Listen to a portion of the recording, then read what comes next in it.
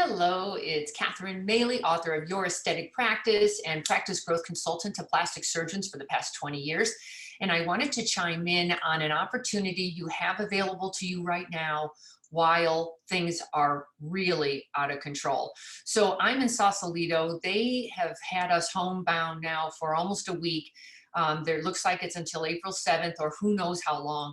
And I know that is rolling out throughout the country. I know it happened in Houston and Beverly Hills and Philadelphia. So we might as well just deal with this. So I would like to recommend to plastic surgeons, if you're not already, please start offering free virtual consultations during this challenging time. And I'll tell you why you want to do that. Number one, this is a perfect opportunity to build your list of prospective cosmetic patients who are interested in your services. So once this all settles down, you've got a nice list to work from to follow up with. And number two, talk about a great way to reach new patients. I mean, think about it. Right now, we're all stuck at home. We're all online. The whole world has gone digital at this point. And quite frankly, even when this clears up, I think digital has just taken a massive step forward. So while things are slow, jump in, learn this. Don't be closed-minded about it. Learn this technology. It's not that bad. Like everything, it's awful when you first started, and then it gets better, and you're like, oh my God, why was I fighting it this whole time? But talk about a great opportunity when everybody's online, and now you're online offering free virtual consultations. You now have so many more prospective patients who know you, who know your name, who know you, and the goal is to develop a relationship with them now, so you can develop it further when we go live again. So here are a couple drawbacks for virtual consulting. Obviously, the technology. You have to keep in mind your technical skills versus your staff's versus your patients. Not everybody is 20 years old and they understand all of this like in their sleep. Some of us older people, we've had to learn it, but it's just like learning anything else. It's not easy at first and then it becomes easy. So, but you have to remember your patients aren't sure about all of this. Some of them, especially if you're into facial rejuvenation, and frankly, I would be going after the more mature patient at this point, at this moment, because when the economy tanks like it has in the past, you want to have the social economic group on your side that can hang with you and who can still afford your services. So keep that in mind. All I'm saying is keep it simple. So a lot of you use FaceTime. Now, obviously the problem there is not everybody has an iPhone. So you have to deal with that. And the screen is really small. I just find that you can do like some face-to-face. I don't know how you do body with it. It's limiting at best. And then some of you try to do Google Hangouts or Skype. I get that, but that's another one that's got some limitations. Both of those make you fill out an account. You have to start an account, and then they make you download some software. Well, if you put up those kind of gates for new prospective patients to get to know you, that can hurt you. So try to come up with something simple. I'm going to recommend you go with video conferencing, and I will tell you why. Video conferencing, such as Zoom.us or GoToWebinar, what I like about them is, number one, you can record those calls, and that's what you want to do. I think you want to record them, because when you go digital, things start getting very fluid, and I think you want a record of these things. And then you're going to say, well, it's not HIPAA compliant. Well, quite frankly, right now, HIPAA has been waived because the world is upside down. So I wouldn't worry about that at the moment. And all you have to do is say to the patient before you start, by the way, I'd like to record our call. Do you mind? Then you've got consent. So it's worth it. Now, what else I love about video conferencing, they also let you show your screen. I don't know if you've ever been on my webinars, but I can show my slides. You could show your website. You could show before and after photos. You could show testimonials if you wanted. You could write on your photos and show them. There's so much more you can do with your educational tools and conversing with a patient using visuals. So I really like that as well.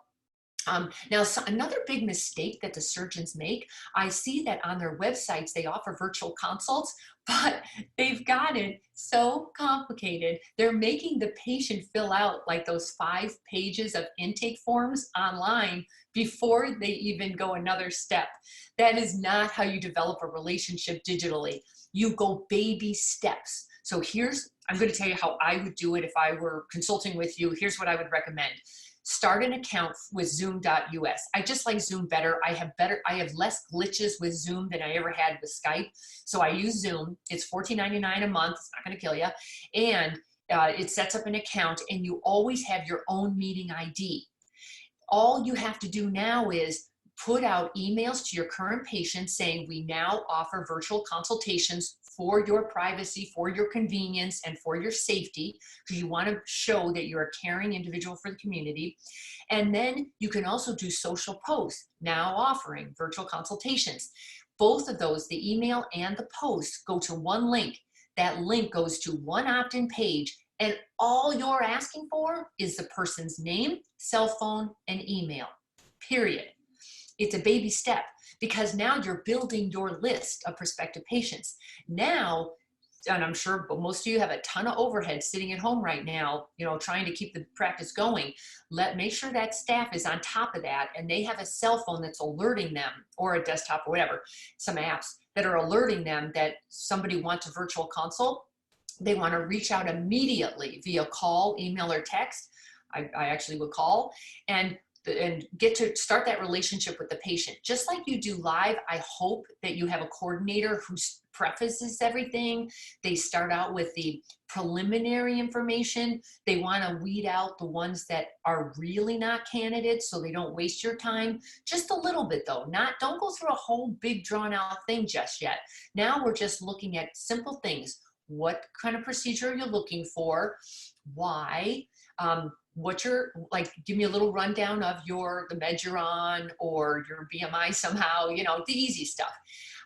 Then you just send them a welcome email with that Zoom link that you have. I think it's a 9-digit Zoom link, and you literally welcome them to your virtual consultation process, and then have photos in the email showing how you want the photos done. Like, you want this angle, this angle, this angle, this angle. Just show them exactly what you want. Now, here's the caveat. Let them do selfies on their cell phone, and let them text them to you on your practice phone.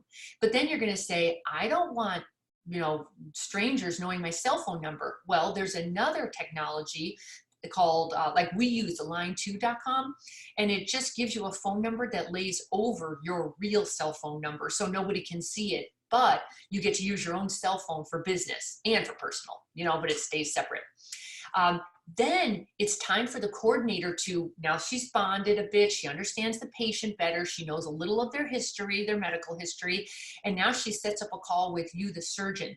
For you, the surgeon, I would get on the phone and I would be very pleasant. Hello, great to meet you digitally, you know, or virtually. And I would tell them how much time you have set aside to work with them or to meet with them, whether it be 15, 20, 30 minutes. I wouldn't go longer than 30. I even think 15 or 20 is plenty. And all you're going to do is listen to what they want. And then you can offer some recommendations. You can also do those educational tools I talked about. Show them your website or show them other patients just like them who got a great result. But here's a caveat. I would always, in your writing, say, my recommendations are based on the photographs sitting in front of me. I cannot give you my final recommendation until I see you in person. Just always leave yourself an out there, because in person is quite different than virtual, because you're missing that human contact and you really have to meet somebody. So that covers you for that. And then when you're done, your coordinator gets right back on that phone or email or text, whatever, and then gives the quote and all the extra details. Okay.